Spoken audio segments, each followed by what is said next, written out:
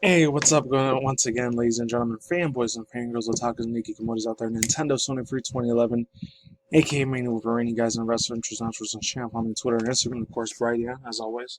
Anyways, I'm doing this video straight out today, off the cuff. Usually I wait about a day or two later, between 24 and 48 hours until I upload a video. No, this one's just going straight off the cuff today. Straight out today, my friends. I'm sorry for hearing the fan in the background. It's extremely hot as shit in here. It's very, humidity is really thick out there. In this desert-ass city in Vegas, man, that's extremely rare. So, probably gonna rain for the next 2-3 days, which fucking sucks, which I really don't like, but whatever. It is what it is.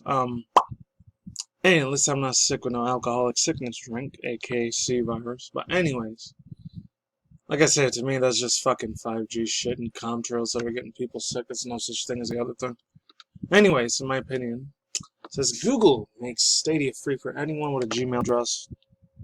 This comes from Joel Hirschreck, April 9, 2020. I actually heard about this information earlier from like Yang Ye's. The guy's an absolute innovator. Straight out, he's like the scientist professor when it comes to freaking like talking about the video game industry at large and the video gaming landscape. The guy is an absolute genius god when it comes to. That's why he probably has 1.3, 1.4 million subscribers. I'm real happy for the dude when he hit that last year. Anyways, I'll leave the link to the original video down below where I got my information from him. Anyways, it says Google has finally had an idea to expand Stadia's audience and only took a few. Hold on. I don't have my phone with me this time, so it's probably gonna be longer. Oh, this is going to be definitely a video within on itself because that's my girl right there, Dark Titan Enterprises.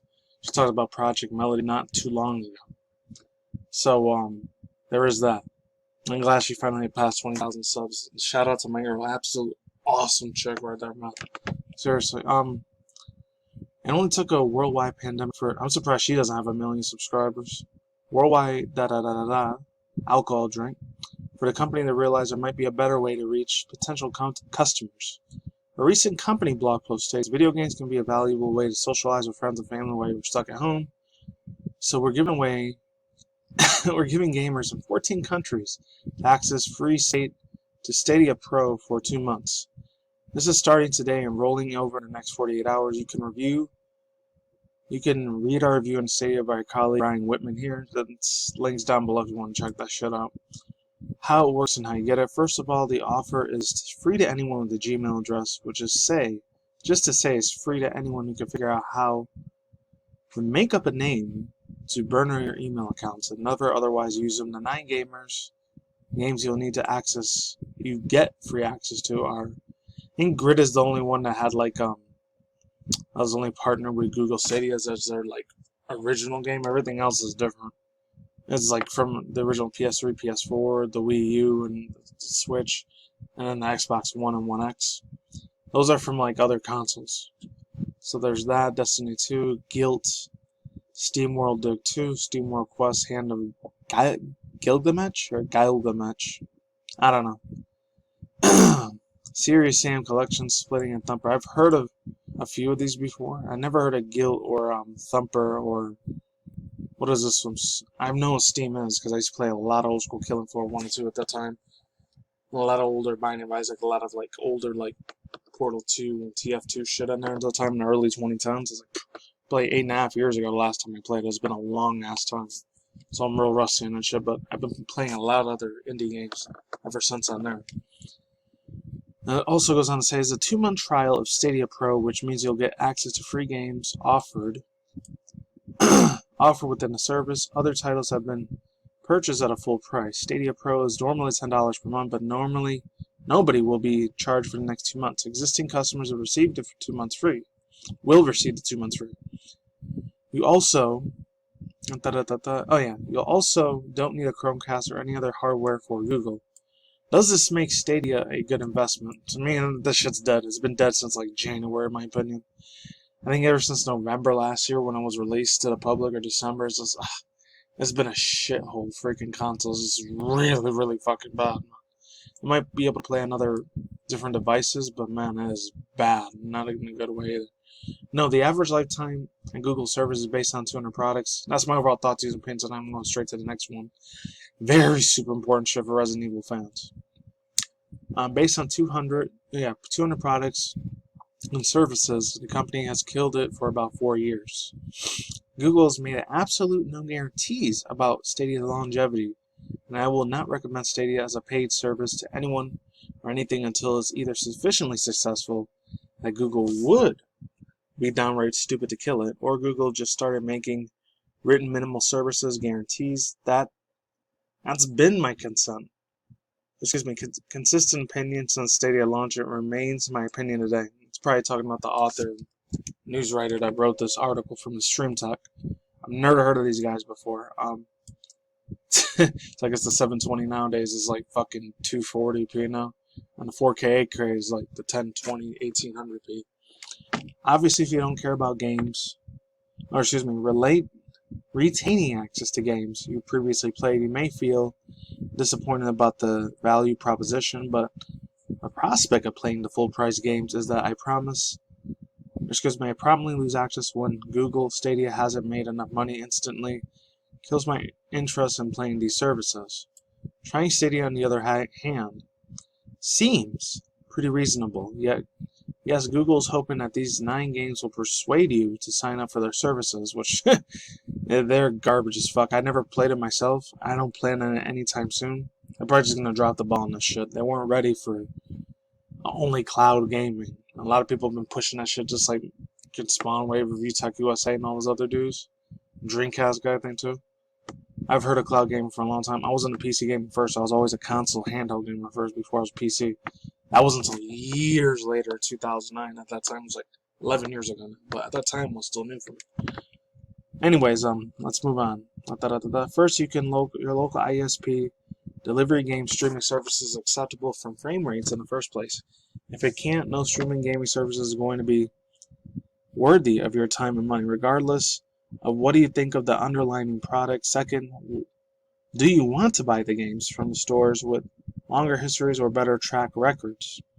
Stadia is a perfectly useful way to answer these 2 questions, and if you choose to sign up, that's what I use it for. I'd like to say something about the lines and quote, if you enjoy it and think that the value is good, why not stay a pro subscriber at $9.99? But my problem with Stadia is that the idea of a $10 per month subscription is that the fact that Google charges you a full price for games that have no access to it, whether they shut the services down. Until the company, that's very relevant in this time right now. In real life, I'm talking about. I'm not even going to get into that. Until the company provides a method for customers to keep the games that they purchase, making an in-writing commitment to Operation Stadia to at least 5 years, and guarantees in the writing that customers will lose access to games they purchase by providing equivalent digital licensing for the products via Steam, GOG, Entertainment Media to shut down, and can't recommend spending money on it. See, this is the thing. Overall thoughts, using pins again. With those other 3 big guys, I always talk about, like Dreamcast guy, Review Tech USA, and then other do Spawn Wave. The thing that sucks, I do agree with all 3 of them on this. You can't physically keep it when you have physical tangibility on certain things. Because I'm an old school gamer. I grew up in the 90s, around 2000s. When you have physical content of your like cartridges and CDs, you have to keep that. That's your game. You're able to get that physically, like hold in your hand. You can't do that with digital shit. When it's in the cloud and they decide to delete it after about 4-7 years or 3-4 years, you're never gonna get that game back ever again. You're effed in the butt. You're freaking screwed. And that company organization will shit on you. And they will take all that away from you. And you'll never be able to get it back ever. Which fucking sucks. That's why cloud gaming is really scary for me. Not because, I'm paranoid about it, but it's real messed up stuff. But it's getting more positive news. This is only rumors. Take this with a very ginormous, like, Empire State Building grain of salt. Read the title of that. Resident Evil 4 rumor remake currently in development at 2 months. Alright, not in 2 months, but it says, yeah. In development, MTO. TOW, I don't know what that means. M2. This comes from Chris Morris. I have to get credit is due there. It says they're back to the drawing board. I didn't even see what that read. Oh. Hey, it's that dog. According to a report for VGC, development is already underway to remake Resident Evil Capcom's horror remake Resident Evil 4, following from the success of the recent remakes of Resident Evil 2 and Resident Evil 3.